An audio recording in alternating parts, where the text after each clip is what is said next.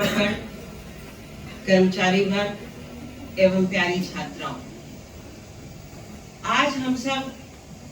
विश्व के सबसे बड़े गणतंत्र की स्थापना की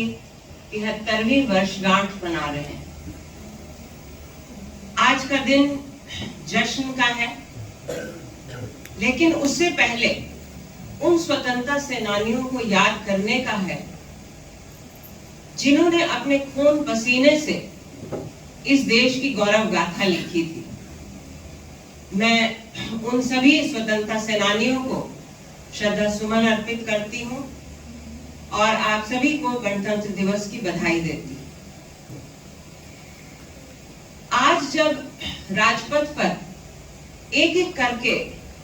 सशस्त्र सेना बल की टुकड़ियां मार्च पास्ट करती हैं, इंडियन एयरफोर्स का फ्लाई पास्ट होता है और विभिन्न राज्यों की जो झांकियां निकलती हैं उनकी प्रगति को प्रदर्शित करती हुई, तो वहां बैठे हर भारतीय का सीना गर्व से चौड़ा हो जाता है। और क्यों न हो, भारत ने इस पूरी जर्नी में, इस पूरे सफर में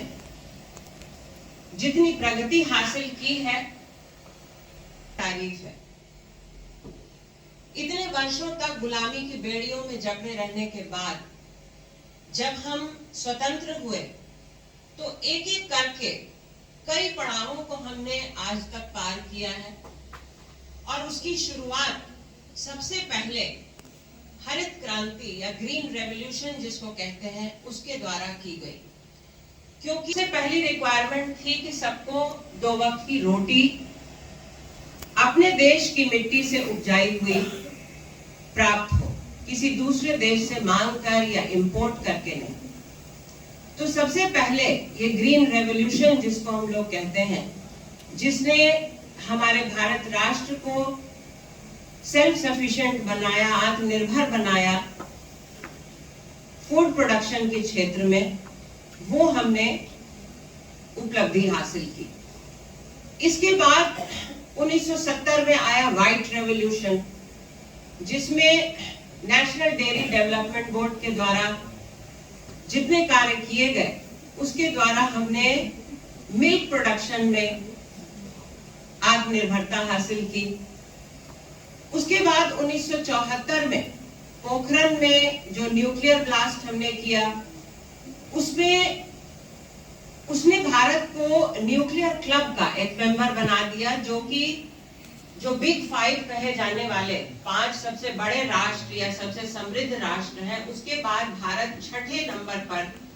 उनके तुरंत बाद इस न्यूक्लियर क्लब में शामिल हो गया। ये तो पिछले कुछ जो पुरानी उपलब्धियां थी उनकी बात हुई। आज के समय में यदि आधुनिक समय में उपलब्धियों को देखा जाए, तो आज भारत के पास एशिया का लार्जेस्ट रेल नेटवर्क है, जो कि विश्व में दूसरे नंबर पर भी है। इसके साथ ही रोड नेटवर्क के मामले में अगर देखिए, तो हम विश्व में दूसरे स्थान पर हैं, जो कि एक छोटी बात नहीं है। इसके साथ ही डिजिटल मार्केट में हम आज नंबर 1 पे पहुंच चुके हैं और हमारी जो इकोनॉमी है, उसने यूनाइटेड किंगडम, जिसने इतने वर्षों तक हमारे ऊपर राज किया, उनकी इकोनॉमी को भी आज पीछे छोड़ दिया है। और यही नहीं, आज स्टार्टअप का जमाना है और जो हमारा स्टार्टअप इकोसिस्टम है, वो भी पूरे विश्व में नंबर 1 पे है, जिसमें कि हमने 100 यूनिकॉर्न्स की का जो स्टेटस है, उसको आज प्राप्त कर लिया है। बच्चों, यदि आपको ना पता हो कि यूनिकॉर्न किसको कहते हैं, तो स्टार्टअप यदि आप लोग जानते होंगे, जो कि आदमी अपने आप से कोई एक छोटा बिजनेस शुरू करता है और उसको धीरे धीरे बड़ा कर लेता है, वो उसके लिए एक नए शब्द का इजाद किया गया है, स्टार्टअप। ऐसे स्टार्टअप जब $1 बिलियन की वैल्यूएशन को प्राप्त कर लेते हैं, तो उन्हें यूनिकॉर्न कहा जाता है। और ऐसे 100 यूनिकॉर्न हमारे देश में अपने देशवासियों के द्वारा बनाए गए स्टार्टअप की संख्या आज हमारे पास प्राप्त हो चुकी है। जो कि एक कोई छोटी बात नहीं है। इसके साथ ही देखा जाए तो हम विश्व में रिन्यूएबल एनर्जी और सोलर पावर में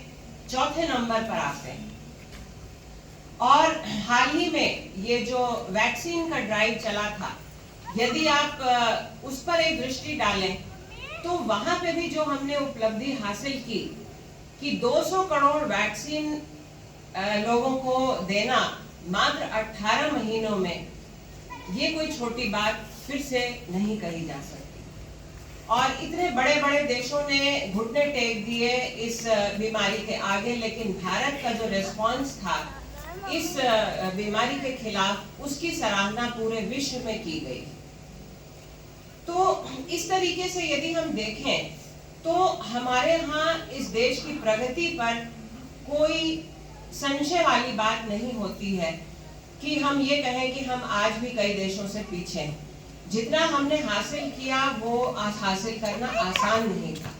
आज हमारे देश में प्रधानमंत्री का पद हो, चीफ मिनिस्टर का पद हो, गवर्नर का पद हो, या फिर उड़ीसा के एक बहुत ही बैकवर्ड मयूरभंज नाम की डिस्ट्रिक्ट से आने वाली हमारी राष्ट्रपति हो, वो सब उपलब्धियां हम लोगों ने हासिल की है। और फर्स्ट ट्राइबल प्रेसिडेंट हमारे देश की आज मिसेस द्रौपदी मुर्मू में हम देख रहे हैं। आज G20 की अध्यक्षता भारत कर रहा है और आपने ये शब्द आजकल बहुत सुना होगा, जिसका कि प्रचार प्रसार भी सरकार हमसे करने की अपेक्षा रखती है। उसके बारे में आपको बस एक लाइन में ये बताना चाहूंगी कि इस G20 में जितने देश शामिल हैं वो पूरे विश्व की जनसंख्या का 2/3 होते हैं। तो यानी 2/3 पूरे विश्व की पॉपुलेशन और उसमें जो कंट्री शामिल हैं उसकी अध्यक्षता भारत आज कर रहा है, जो कि पूरे 1 वर्ष तक वो करता रहेगा। तो इतना कुछ सुन करके कौन ऐसा भारतीय होगा पूरे देश में जो कि भारतीय होने पर गर्व ना करे। लेकिन इसके साथ ही हमें दूसरा पक्ष भी देखना पड़ता है, क्योंकि इतना सब कुछ होने के बाद भी आज जो रोटी कपड़ा और मकान की जंग है वो जारी है। अगर हम वर्ल्ड हैप्पीनेस इंडेक्स को देखें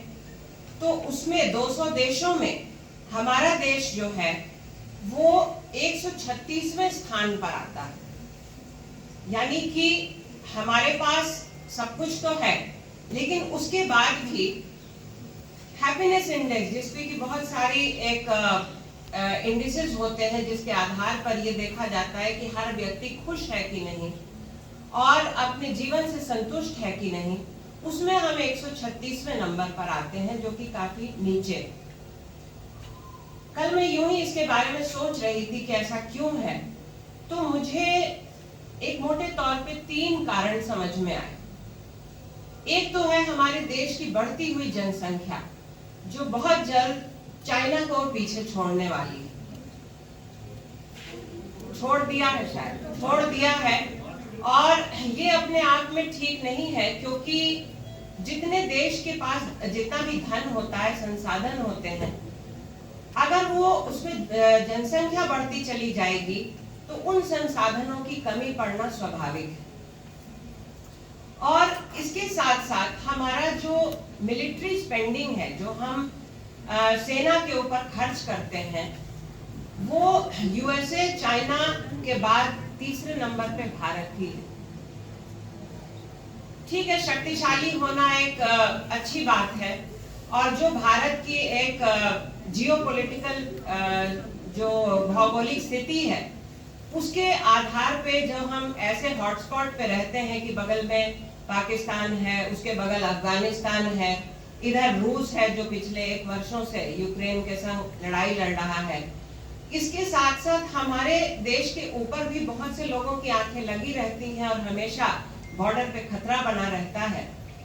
तो मिलिट्री के ऊपर स्पेंड करना एक आवश्यकता हो जाती है। लेकिन यदि इस चीज को देखा जाए एक दूसरे नजरिए से,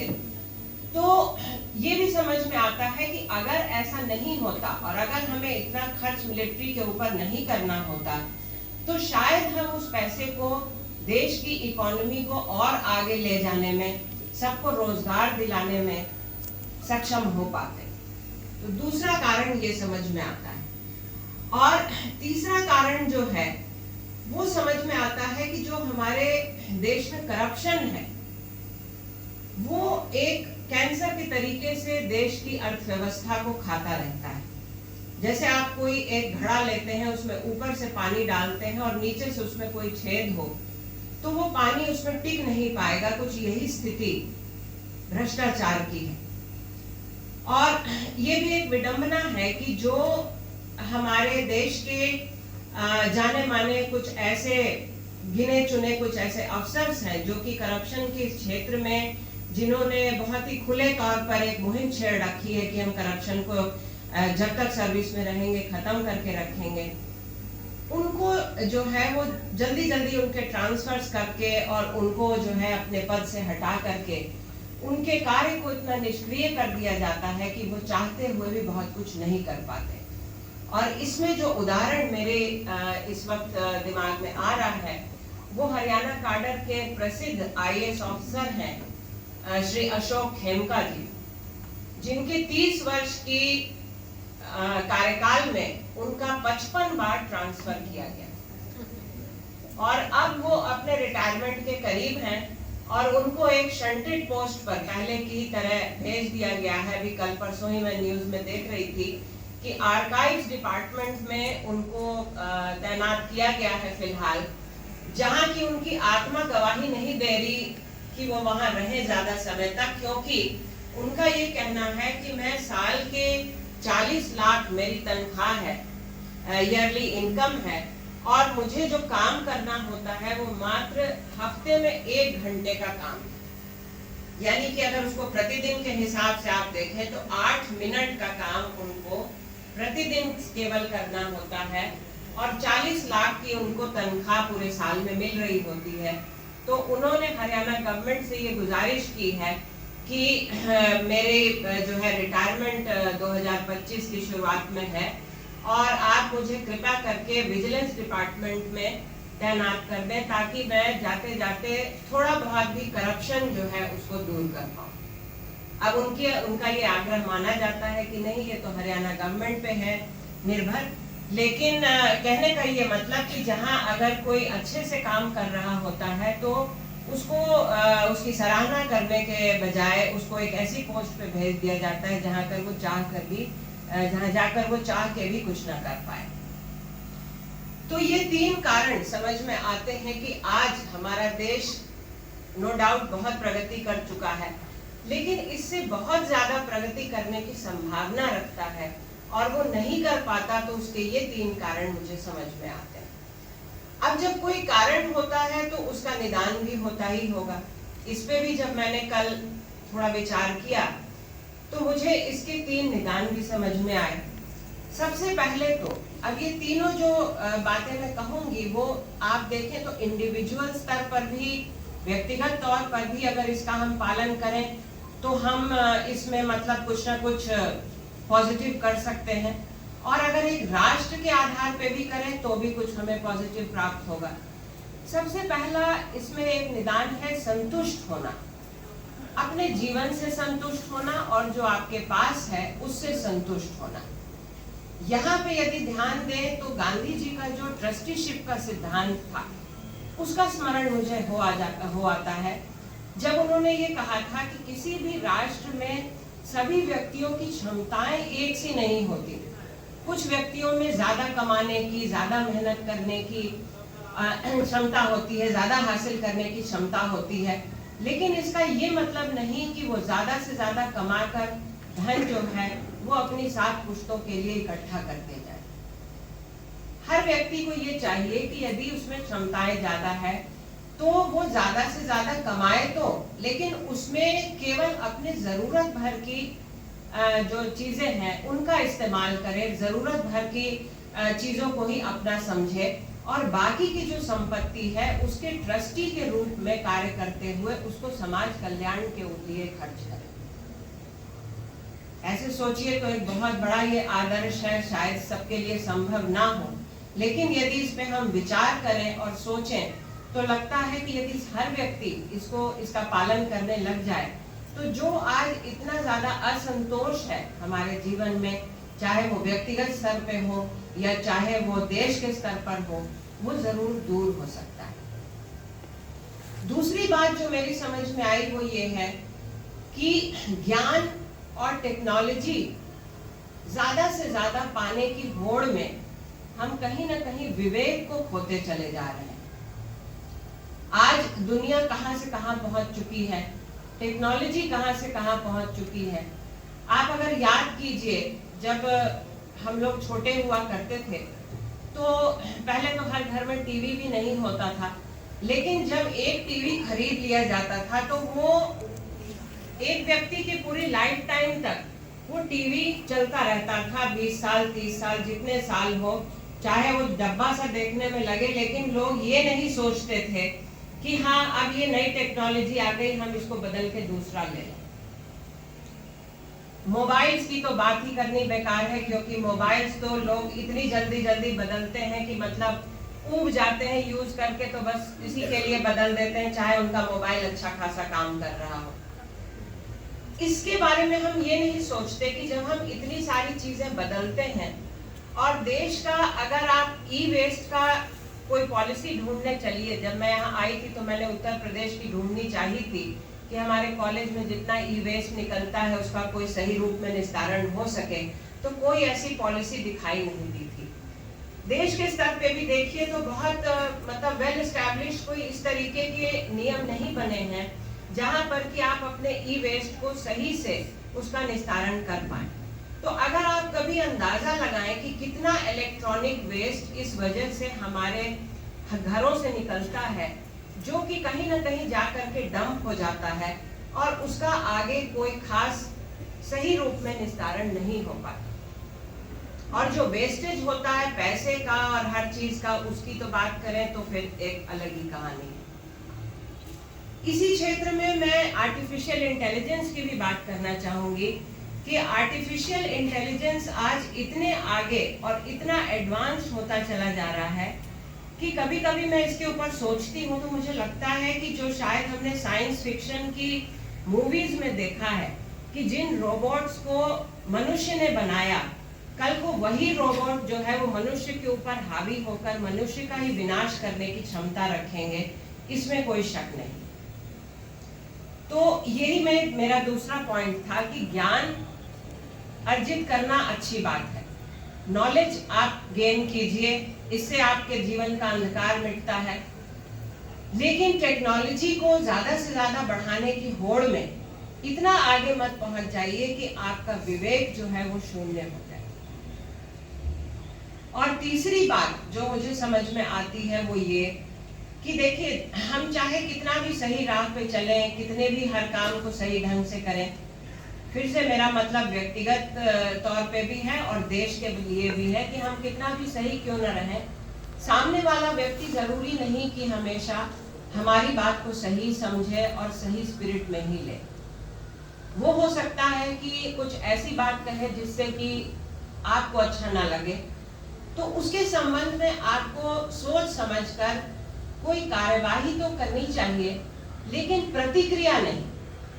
यानी कि आप रिएक्शन दें लेकिन रिएक्ट ना करें।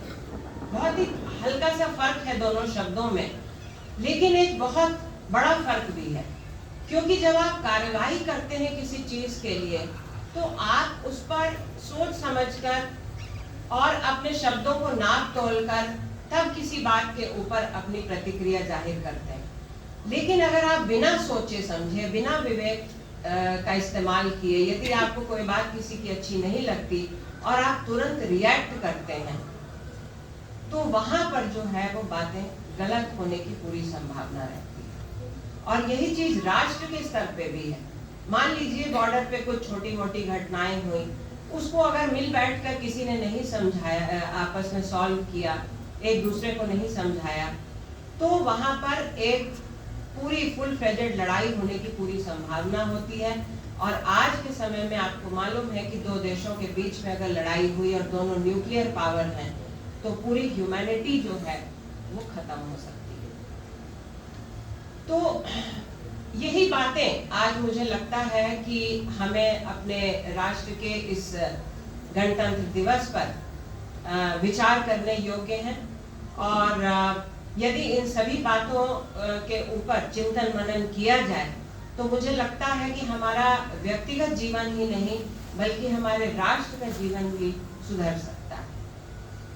आज जितने बच्चों ने यहाँ पर ये कल्चरल प्रोग्राम्स प्रस्तुत किए, चाहे वो गीत संगीत हो, नृत्य हो, वो सब संगीत विभाग की डॉक्टर बबली अरुण के साथ बधाई के पात्र हैं। और इस पूरे कार्यक्रम को एक सूत्र में पिरोने के लिए, पूरी साज सज्जा के लिए हमारी समारोहक बधाई के पात्र हैं। तो आप सबको एक बार पुनः इस 74वें गणतंत्र दिवस की बधाई देते हुए, शुभकामनाएं देते हुए मैं आप सबके और राष्ट्र के उज्जवल भविष्य की कामना करती हूँ।